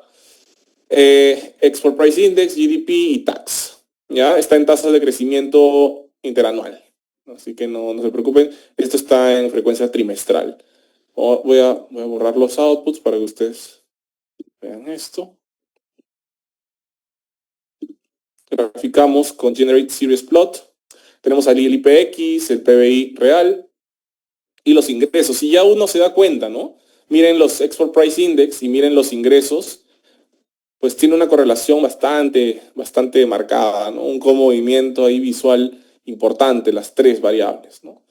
Lo interesante va a ser defender, por ejemplo, si optas por una identificación recursiva, ¿no? Unas restricciones de cero contemporáneas, ¿correcto? Entonces va a ser importante defender el ordenamiento de este sistema y por qué, ¿no? Y aquí hay una discusión bastante marcada, ¿no? ¿Es IPX, PBI y taxes o es IPX, taxes y PBI? No sé, ahí dejo abierta la discusión, ¿no? Y si le agregamos gasto, aún se abre más esa discusión, ¿no? Entonces, vamos a instanciar MacroPy Bayesian Bar desde MacroPy. MacroPy tiene varias librerías, una de ellas es Bayesian Bar, también tiene Classic Bar, por si están interesados en los modelos clásicos. Y vamos a hacer aquí un model summary, ¿no? Cuando instanciamos Bayesian Bar con los valores por defecto, por default, estamos haciendo lo siguiente. Estamos estimando un Bayesian Bar con tres variables, una constante, un solo lag, ojo, por default, un solo lag, del 97 al 2019, no queremos COVID por ahora, no nos vamos a meter con COVID, eso se lo dejamos a Lenza y Primigeri y a Cascaldi García por ahora. Tenemos 12 parámetros en total, 91 observaciones, vamos a estimarlo con un GIP sampler, con una prior de Minnesota clásica, correcto, que le va a dar, la prior de Minnesota le va a dar más peso a tu propio rezago que a los rezagos de otras variables en tu ecuación, correcto, va a tender a ese sesgo hacia darte más prioridad a ti como un proceso individual, si quieres, y puedes ir fine-tuneando e ir mejorando los parámetros, los lambdas, ¿no? Total draws 5000, vamos a quemar la mitad, vamos a quedar con 2500. 20 impulso respuesta y los forecasts están encendidos ahí por default. Este es el modelito, Se los pongo aquí en ecuaciones. 3 ecuaciones, los 3 rezagos para cada ecuación y los choques. ¿Estos choques son de forma reducida o estructurales, chicos? ¿Se acuerdan? Estas perturbaciones que están aquí. ¿Se acuerdan?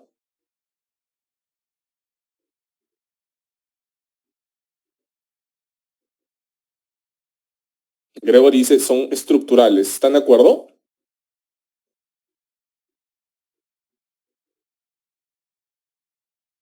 Mm, bueno, son, son los choques en su forma reducida. ¿Correcto? Son términos de error cuya matriz de varianzas y covarianzas no es diagonal. No es diagonal, por lo tanto hay autocorrelación en esos errores. ¿Ya? Y justamente ese es el problema de identificación que queremos resolver en un escenario estructural. Queremos volver diagonal esa matriz de varianzas y covarianzas. En principio, ¿no? Con el método de Cholesky lo podemos hacer. Hay otros métodos de identificación, pero en este caso vamos a optar por ese, por el más sencillo, ¿no? El ordenamiento recursivo. ¿Cuál es el orden que vamos a seguir? IPX, PBI y al final taxes. Estamos poniendo a los taxes, a los impuestos, como la variable más endógena que hay. Es decir, los impuestos van a recibir choques contemporáneos del IPX y del PBI. Pero los impuestos no van a afectar contemporáneamente ni al IPX ni al PBI, solo con rezago. ¿De acuerdo? Esa es la intuición detrás de ese ordenamiento recursivo y de esa identificación. Si están de acuerdo con ello, pues muy bien, seguimos. Hacemos el GIP sampler aquí, van a ver la que se va a cargar rapidito. Tenemos ahora distribuciones, ¿no? Marginales posterior para cada uno de los coeficientes de este modelo. Cada uno de estos coeficientes que están aquí, las constantes y los betas, pues tienen su distribución y su mediana. ¿De acuerdo? Y ustedes pueden analizar ahí los valores. Vamos a computar las impulso-respuesta, ¿no? Aquí, como se los digo, las impulso-respuesta. Bueno, no lo dice. Déjenme ver un minuto acá. Sí, no dice lo de la identificación de Cholesky. Bueno, eso lo podría añadir.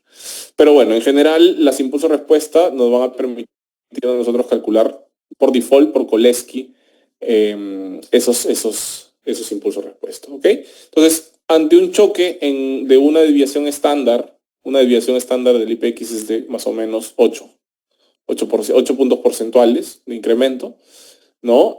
¿Cómo afecta a las demás variables en el sistema? Pues eleva el crecimiento económico peruano, ¿no? Incluso tocando picos de que será 0.6 puntos porcentuales, lo cual es bastante. Y también los ingresos, miren, tiene una respuesta positiva y que se va pagando recién hasta el periodo 15-16 después de registrar el choque, o sea, 4 años después. Esto está en trimestres, ¿no? Ahora, muchas veces queremos interpretar esto normalizado a un aumento de un punto porcentual, cuánto subiría lo otro, ¿no? Entonces eso lo podemos hacer aquí cambiando, por ejemplo, lo podemos hacer aquí cambiando, ponemos coma y acá te aparecen las opciones y tú puedes poner IRF One Standard Deviation, ¿no? Entonces pones IRF One Standard Deviation 0, ¿ya? Entonces corres esto, se va a interpretar como un choque unitario, ahora sí, sampleas tu posterior y calculas tus impulsos respuesta. Y ahora las puedes interpretar un poquito más sencillo, mire. Un aumento de un punto porcentual en los precios de exportación, ¿correcto? Te ayuda a elevar el PBI, el crecimiento económico, hasta alcanzar un pico de ¿cuánto será aquí? 0.07 puntos porcentuales. Entonces lo puedes multiplicar por 10, ¿no? 10% de aumento del PBI, del IPX, perdón, del crecimiento del IPX, ayuda a generar 0.7 puntos porcentuales adicionales en el crecimiento económico, más o menos, ¿no? Pero es un choque persistente, positivo y persistente, tanto a un nivel de credibilidad del 68 como del 95%. Y lo mismo para taxes. Miren, aquí sí es importante la elasticidad, digamos, ¿no? Aumento de 1, este incrementa en 0.3 en el impacto, es un montón, ¿correcto? Entonces hay una fuerte canal de transmisión en ese sentido, ¿sí? Igual, choque de PBI, choque de demanda, tiene efecto positivo sobre los impuestos, pero de muy corto plazo, fíjense, ¿no? De muy corto plazo. Y aquí hay algo raro, ¿no? Aquí hay algo raro. ¿Por qué? Porque estamos viendo que ante un choque positivo de PBI, un choque interno doméstico de Perú, se ven afectados los precios internacionales, ¿no? Cobre, oro, molibdeno. Está raro esto, ¿no? Entonces la pregunta que les hago es, ¿cómo podemos nosotros curarnos, cómo podemos cubrirnos de que, o cómo podemos imponer que variables domésticas no afecten a variables externas? Les hago esa pregunta. ¿Cómo se llama esa técnica que te permite imponer que variables domésticas no afecten de manera estructural a variables externas?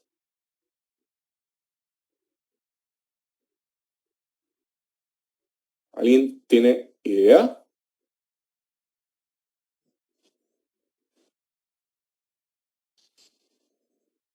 ¿Nadie? Bueno, ahora lo vamos a ver, pero se llama bloque de exogeneidad. ¿Ya? Bloque de exogeneidad. En modelos VAR para economías pequeñas y abiertas es muy común y recomendado su uso. ¿Ya? Te cubre de muchas potenciales debilidades o críticas a tu documento de investigación. ¿Ya? Ok, vamos volver aquí a poner esto en su sitio. Vamos a cerrar esto de aquí. Y vamos a correr hasta acá. Forecast Error Variance Decomposition también puedes calcularla de manera instantánea. Como puedes ver aquí la composición, miren, la composición de los ingresos fiscales es más de la mitad explicada por factores externos. Más de la mitad de la variabilidad del crecimiento de los impuestos, pues viene explicada por factores externos, ¿no? De demanda es un cachito pequeñito y el mismo choque en sí se explica también alrededor de 40%, ¿no? Lo que sorprende aquí y que no está en línea con lo que encuentra la literatura al menos reciente, es que los choques externos solo explican 25% de la variabilidad del crecimiento económico peruano, lo cual no es consistente. Bueno, es consistente con, con Ayari Gopinath, puede ser, si no me equivoco. Hay un paper que habla de términos de intercambio y que encuentran un efecto muy pequeñito, muy limitado de 22%. No recuerdo ahora qué paper era, pero la mayoría de otros papers hablan de un 50%, de un 60%, y lo cual yo me imagino también que tiene que ver porque no está China en este sistema. Si estuviera China en este sistema, creo que otra sería la historia también. ¿Ok? Unconditional forecast pueden hacer con MacroPy también unconditional forecast. Entonces tienes 12 periodos de horizonte, exacto Álvaro, no está China y la prior le quita, ajá, exacto. O sea, otra, claro, lo que dice Álvaro es que uno, podría ser que China falta, y dos, que lambda 1 de la prior de Minnesota, fíjense, si nosotros nos vamos acá, ¿no? Si nosotros nos vamos aquí a la prior de Minnesota, tenemos un lambda 1, 2, 3 y 4. Entonces, lo que está diciendo Álvaro, si no me equivoco, Álvaro ya me corregirás, es que si nosotros tal vez modificamos el lambda 1 para que sea un poquito más difuso, más largo, por ejemplo, de 0.2 lo pasamos a 0.5 o 1, pues las otras variables del sistema van a poder tener más participación en la dinámica de las ecuaciones, ¿correcto? Porque le estamos quitando peso a esa prior. Exacto. Ok. Entonces, vamos ahora con forecast. Unconditional forecast, simplemente seguir la inercia del modelo y esto te da un grafiquito así de bonito con su fan chart. Estamos hablando de temas bayesianos, así que puedes tener tu forecast incondicional, lo cual por sí solo un forecast incondicional no te sirve de mucho. Te sirve cuando lo comparas a un forecast condicional. Ese delta que te sale puede ser importante. Entonces, si nos vamos a un forecast condicional, y aquí les pongo un poco la metodología que se sigue siguiendo a Wagoner y Shah, la metodología de Wagoner y Shah. Aquí está, Generate Conditional Forecast Using Structural Shocks a la Wagoner y Shah. Ok, pueden chequear ese paper. Voy a imponer una senda súper pesimista para el Export Price Index, ¿ya? Entonces, lo que yo quiero ver es condicional a esta senda, a esta trayectoria del Export Price Index, que es una caída similar a la que experimentó en la crisis del 2008, ¿cómo reaccionarían las otras variables del sistema? Ese es un forecast condicional, ¿correcto? Entonces, lo que va a hacer aquí el PBI va a reaccionar en el corto mediano plazo, también va a caer un poquito, pero lo que más sufre, obviamente, y lo hemos visto en las impulsos respuesta, van a ser los ingresos fiscales. Entonces aquí podemos calcular un poquito esa sensibilidad de ciertas variables, ya hablando con proyecciones hacia futuro y un poco cuantificando también la incertidumbre del modelo al menos. ¿De acuerdo? Entonces son algunas herramientas que pueden serte bastante útil. ¿Ya? Esto lo voy a dejar, lo pueden ustedes chequear ya por sí solos, pero aquí es implementar el bloque exogeneidad. Lo puedo hacer rapidito. Miren, este bloque exogeneidad dice que tanto la variable 2 como 3, o sea, el PBI como los taxes, no afectan, vamos a imponer que no tengan ningún efecto en la ecuación número 1, que es la ecuación de los precios de exportación. ¿De acuerdo? Por lo cual, cuando calculemos su impulso de respuesta, vamos a ver que el impulso de respuesta tiene que estar en cero, básicamente. ¿Sí? Vamos a correr un Bayesian bar, vamos a subir el lambda 1, como dice Álvaro, fíjense. Vamos a subir el lambda 1 a 2 y el lambda 2 a 1. Vamos a imponer un Minnesota min de 0.5, antes está por default en 1, ¿no? Dos rezagos, le estamos subiendo rezagos. La prior le estamos poniendo una natural conjugada, una normal Wishart. Los parámetros se los damos. Bloque exogeneidad, le vamos a dar 100.000 es mucho, vamos a darle 10.000 por ahora. Con el burning de 0.8. Y vamos a analizar las impulsos respuesta de una desviación estándar.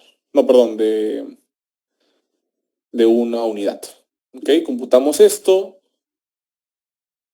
Y ahí tenemos los resultados, tenemos unas impulsos respuesta distintas, pero consistentes, ¿no? Consistentes todavía con lo que habíamos encontrado, pero con un poco más de dinámica, ¿no? Le estamos dando dos rezagos, el PBI sigue comportándose de manera positiva, los taxes siguen reaccionando también de manera importante, y estamos presenciando aquí el bloque de exogeneidad. Esto, un choque doméstico no afecta a los choques a las variables externas, ¿de acuerdo?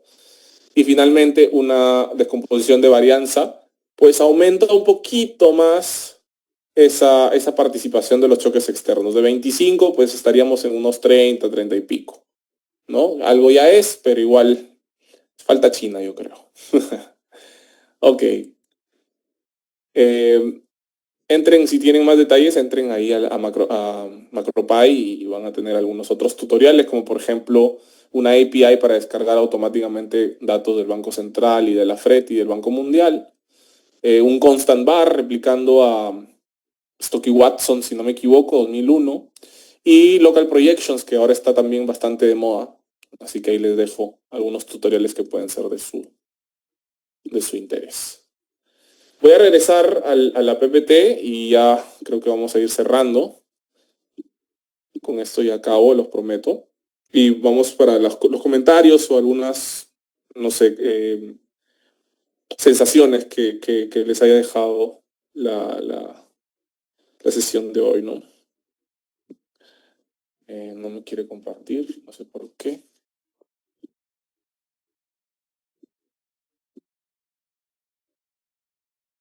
Ya.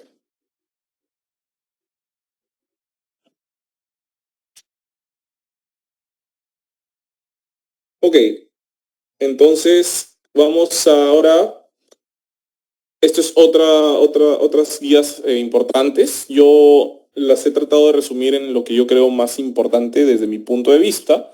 Hay varias dimensiones en las que uno puede agrupar a los modelos de vectores autorregresivos y esta es una de ellas. A ver, se las cuento y ustedes me dicen qué tal. Restricciones de corto y largo plazo, Sims es de cabeza, Blanchard y Qua tienen restricciones de largo plazo, Cristiano et al, Galí, restricciones también de corto plazo, que vale la pena mirar, ¿no? Signos, por ejemplo, estamos con Ulich 2005 para un enfoque frecuentista, Rubio Ramírez y otros. Rubio Ramírez, creo que está también el chico Wagoner, 2010. Tienen un paper importante en signos ya en un mundo bayesiano, lo formalizan en un enfoque bayesiano. Y de hecho, hace poco, hace algunos meses, tuvimos con Álvaro el honor de estar con Rubio Ramírez en una de sus últimas presentaciones, donde está implementando restricciones de signos con parámetros cambiantes en el tiempo. Pero desde una perspectiva también bastante académica y formal matemáticamente, ¿no? Arias y Rubio Ramírez y otros, ahí está, ¿no? El 2018 también es parte de esa agenda. ¿Ok? Restricciones de signos siempre se recomienda para disciplinar un poquito más el modelo, los hallazgos. En Perú, con la experiencia un poquito, creo que Koleski funciona bien cuando se trata de choques externos, pero por ejemplo cuando te vas a choques monetarios, financieros, Koleski termina siendo un poquito limitado y pues tienes que mudarte a un, eh, a un framework un poquito más enriquecido como es restricciones de signo, de ceros, de magnitud, etcétera, etcétera. Tantas cosas que hay hoy día, ¿no? Minnesota y Shrinkash, Doan et al, Litterman, toda esa corriente de los que empezaron con Minnesota y sus variantes son importantes. Bambura se adelanta en el 2010. Bambura, Reichling bueno, no me acuerdo el otro autor, pero se adelantan y hacen un Bayesian bar, pero para datos de alta dimensionalidad, ¿no? Para un Bayesian bar con muchas variables, ¿no? Entonces, de manera bayesiana, tú comienzas a penalizar algunas variables que no te aportan mucho, que te aportan muy puro ruido, y pues esto es muy apropiado en un contexto de, por ejemplo, Big Data, ¿ya?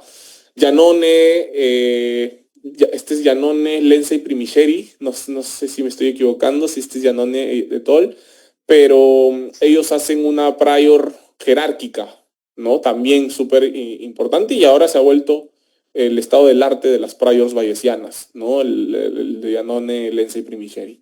Así que vale la pena mirarla también. Modelos con parámetros cambiantes o volatilidades cambiantes, pues primero threshold bar. El threshold bar a mí me gusta mucho, es un modelo muy intuitivo. Alessandri y Mumtaz lo implementan en el 2014 en un working paper y ya lo formalizan en el 2019 para choques financieros, una variable de threshold financiera. Y ellos lo hacen para variables, o sea, esa variable de umbral y los valores umbral lo capturan endógenamente, incluso el nivel de rezago endógenamente también, ¿no? Muy interesante cuando tienes, pues, quieres cortar a un, digamos, una muestra en dos partes, ¿no? Por encima de un umbral, por debajo de un umbral, por ejemplo, ¿no? Pero también tienes los Markov switching que lo cortan verticalmente, ¿no? Te cortan la data verticalmente y te dicen, oye, entre el 94 y el 2002 tienes un régimen, entre el 2002 y el 2014 tienes otro, y entre 2014 y 19 tienes otro, por ejemplo, ¿no? Markov switching los arranca Hamilton, pero por ejemplo, nuestro querido amigo Joshua Zhang tiene mucho de este material también en su página web, y yo les recomiendo que vayan y visiten porque está muy actualizado Joshua Zhang. TDP bar como sin volatilidad estocástica, Coyle y Sargent, Plimicheri, Canova y Gambetti, entre otros. Chang y Ains está otra vez, 2018 A y B, que están las versiones R, TDP bar SB y H, TDP bar SB.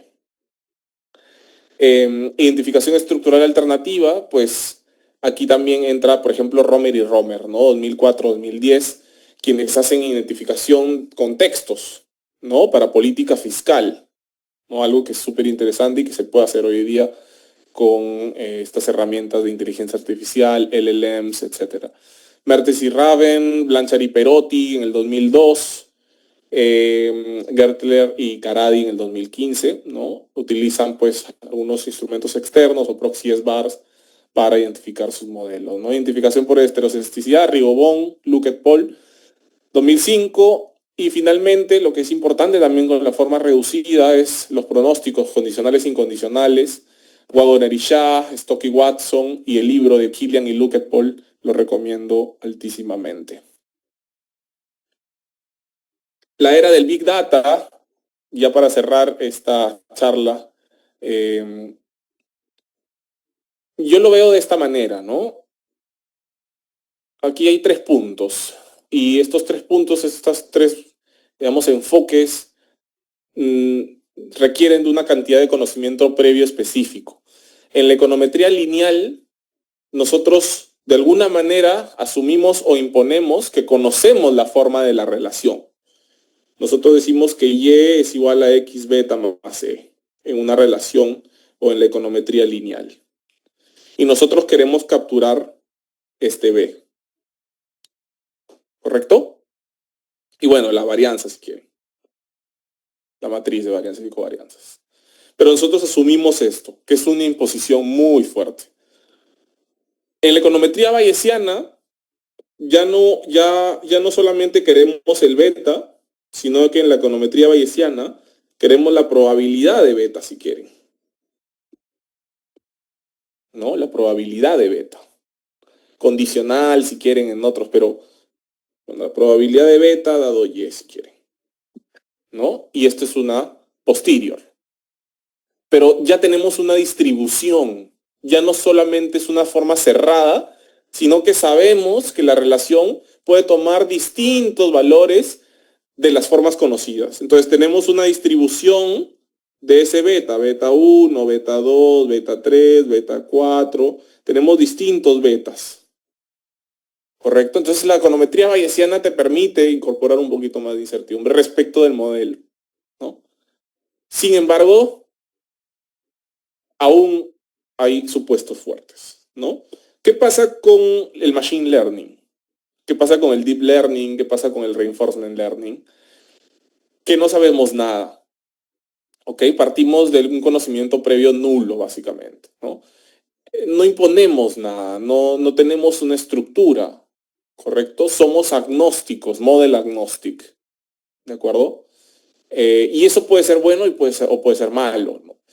De hecho, es muy bueno para predicción, ¿no? Muy bueno para predicción porque los algoritmos, las funciones de pérdida que uno puede tomar fuera de los procesos gaussianos y de las funciones de pérdida cuadráticas, pues uno puede encontrar innumerables relaciones no lineales en los datos. Y la muestra más fiel de esto es, por ejemplo, Netflix. O por ejemplo, cuando uno habla de un tema que le provoca una torta de chocolate, entra a su celular y le aparece una torta de chocolate. O cuando entras a Netflix y justo te sale la serie que querías ver, ¿no? Entonces, funciona, es preciso, es importante. El tema es que a los economistas, a los macroeconomistas, nos gusta conocer el modelo. Nos sentimos inseguros si es que no tenemos dominio sobre ese artefacto y pues termina siendo una caja negra. Entonces, hay una parte del machine learning y de todas estas herramientas nuevas que aún está en debe, pero que yo creo personalmente que está en el camino correcto de conseguir, que es la identificación, que es esa estructura que le podemos dar a un artefacto que puede ser también preciso a la vez. ¿Correcto? Y eso es un poco con lo que te quería terminar hoy día, ¿no? Hay muchas instituciones que los macroeconomistas seguimos, muchos journals e instituciones internacionales que ya estamos comenzando a adaptar de alguna u otra manera, más intensiva o menos intensiva, estas herramientas dentro de sus portafolios, ¿no? Hablamos del Fondo Monetario, del Banco Central Europeo, del Banco de España, de la OECD, etcétera, etcétera, y también de journals importantes, el Journal of Business and Economic Statistics, el Journal of Forecasting, el Journal of Applied Econometrics, ¿correcto? Y que ya están comenzando a utilizar esto para hacer no solamente predicciones, sino también para comenzar a explorar estructuras dentro de estos algoritmos. ¿Ok?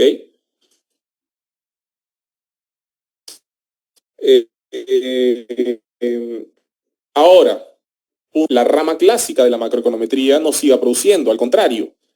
La estimación bayesiana para los bars, para los 10G, siguen mejorando. De hecho, se están complementando con estas nuevas soluciones. De hecho, ahora los 10Gs, muchos 10Gs, se pueden resolver o se les puede dar solución gracias a aproximaciones de deep learning con redes neuronales. ¿Correcto? Los modelos de factores, los Dynamic Factor Models de Stokes y Watson en los 80s, o los FABAR, los Factor Augmented Bar, al final, ¿qué son? Son muy parecidos a las técnicas, por ejemplo, de PCA, de Principal Component Analysis, ¿correcto? Entonces puede haber mucha retroalimentación y no necesariamente una competencia entre ambos bandos, ¿no? Machine Learning para pronóstico. ¿Qué es lo que hace un lazo o un reach? Es muy parecido a lo que hace Bambura en su paper del 2010. Es una penalización. Simplemente que las funciones de pérdida son un poco distintas, nada más. Pero al final la idea es la misma. Tienes más acceso a datos, tienes big data. Entonces no quieres utilizar todo el ruido, quieres quedarte con la carne de ese ruido. ¿Correcto? Entonces hay técnicas de regularización que estos algoritmos de Machine Learning ya vienen desarrollando desde hace un buen tiempo. Finalmente, propongo tres campos donde la Big Data y el Machine Learning pueden entrar a complementar la macroeconometría o la macroeconomía. En primer lugar, después del COVID, nos hemos visto en la necesidad de tener un mayor monitoreo de agregados macroeconómicos y también de variables a nivel micro, ¿correcto? Entonces, el forecast y sobre todo el nowcast en tiempo real se ha vuelto muy valioso hoy en día, ¿sí? Muy valioso hoy en día. Modelos de factores dinámicos y de shrinkage para manejar cientos de series son importantes. Uso de algoritmos como Lasso, Rich, Random Forest, los algoritmos de boosting, ¿no? El XGBoost, el CatBoost, o algoritmos de deep learning, redes neuronales en general, para mejorar esa precisión y estabilidad, ¿no? Integración de alta frecuencia en modelos de baja frecuencia, ¿no? ¿Cómo se llaman estos modelos? Los modelos MIDAS, por ejemplo. Los Mixed Frequency Models, ¿no? De hecho, Chang, en el 2025, Joshua Chang, que les recomiendo visiten su página web, el último working paper que ha sacado es en el tiempo. Modelos de mixed frequency con parámetros cambiantes en el tiempo. Entonces, en la rama de macroeconometría clásica sigue avanzando, pero creo que también hay una conexión con la literatura que corresponde a data science o al machine learning, ¿no? El segundo punto es justamente dar solución a lo que antes no se podía, ¿no? Aproximaciones no lineales y redes neuronales para resolver, por ejemplo, los modelos HANC o TANC, ¿no? De agentes heterogéneos, por ejemplo, con fricciones múltiples, ¿no? Modelos imposibles antes de resolver y que ahora pueden darse una aproximación. ¿No? Por ejemplo, las learning se pueden dar solución, se pueden resolver de manera más eficiente. Estimación bayesiana con parámetros en entornos de algunas referencias que si quieren pueden buscar, pero yo le recomiendo, por ejemplo, a este señor Philippe Boulet-Colombe del 2024, tiene mucha producción y tiene una página web genial con mucha información que puede ser de su interés si quieren explorar esta frontera entre la macro y el machine learning. Y finalmente, nuevas fuentes de información y mejores identificaciones. Y con esto cierro, porque he regresado al punto donde empecé esta charla, que es cómo nace la macroeconometría. Y es en un contexto donde no habían datos, Habían teorías, habían ideas, pero no habían datos. Y hoy estamos en un mundo entrando a un mundo totalmente diferente, donde más bien lo que más sobra son datos y no los aprovechamos muchas veces. ¿Correcto? Entonces, creo que el futuro de un macroeconometrista, va a ser, el reto va a ser incorporar datos no estructurados para enriquecer sus modelos teóricos. Estamos hablando de textos, de búsquedas web, de redes sociales, de imágenes satelitales, de audios, de videos, de muchas fuentes no estructuradas. Técnicas de Natural Language Processing para generar indicadores de sentimiento, incertidumbre y expectativas. ¿Qué más granular que las noticias de Internet? ¿Qué más granular que el texto que lees cuando entras todos los días a tu celular? Esas informaciones pueden ser incorporadas a un modelo. Baker, Bloom y Davis lo demuestran en su paper del Economic Policy Uncertainty en el 2016. Larsen y Torsut, Miranda, Agripino y Rico son otros casos de ello. ¿Ok? Lo cierro ahí, lo dejo ahí. Yo me quedo un rato más a responder dudas, preguntas, pero espero les haya parecido interesante la charla. Para mí ha sido un gustazo. Muchas gracias.